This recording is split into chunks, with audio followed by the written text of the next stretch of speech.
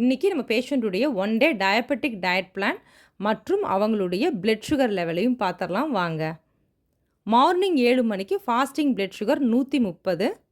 அதுக்கப்புறம் ஒரு class warm வாட்டரும் 15 நிமிஷம் மூச்சு பயிற்சியும் 5 நிமிஷம் மெடிடேஷனும் பண்ணியிருக்காங்க. காலையில் 8 மணிக்கு க்ரீன் ஜூஸ் அட்வைஸ் பண்ணியிருந்தோம்.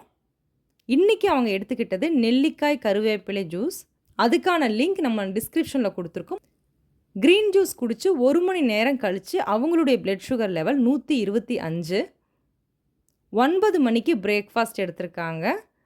அதுக்கு 1 கப் வேக வச்சு தாளித்த சுண்டல், அதனோட ரா வெஜிடபிள் சாலட் ப்ளஸ் அதனோட 1 கிளாஸ் சோம்பு வாட்டர் எடுத்திருக்காங்க. பிரேக்ஃபாஸ்ட் எடுத்து 1 மணி நேரம் கழித்து அவங்களுடைய பிளட் சுகர் லெவல் 169. 2 மணி நேரம் கழித்து 137. 11:30 மணிக்கு மிட் மார்னிங் ஸ்நாக்காக ஊற வச்ச பாதாம் 5, அரை ஆப்பிள் எடுத்திருக்காங்க. மிட் மார்னிங் ஸ்நாக்ஸ் சாப்பிட்டு 2 மணி நேரம் கழித்து அவங்களுடைய பிளட் சுகர் லெவல் 88. 1:30 மணிக்கு லஞ்ச் எடுத்திருக்காங்க. அதுக்கு 1 கப் பொரியல், அரை கப் வெஜிடபிள் சாலட்,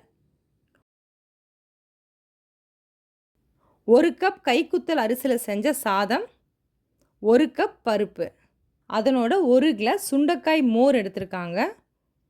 லஞ்சு சாப்பிட்டு 2 மணி நேரம் கழித்து அவங்களுடைய பிளட் சுகர் லெவல் 167.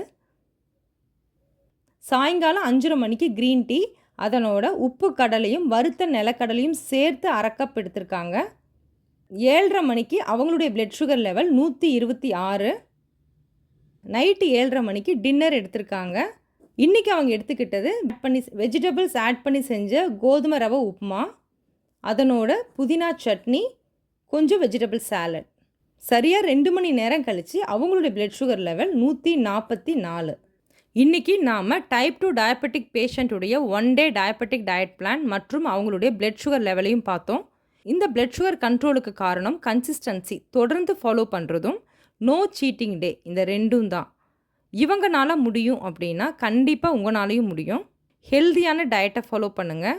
கம்மியாக சாப்பிட்றதுனால சுகர் கம்மியாகும், அதனோட உடம்பும் வீக் ஆகிடுங்கிறத மறந்துடாதீங்க. அதனால் பிளட் சுகர் ஏறாத அதிக சத்துக்கள் நிறைஞ்ச உணவாக சாப்பிடுங்க. உடற்பயிற்சி ரொம்ப ரொம்ப முக்கியம்.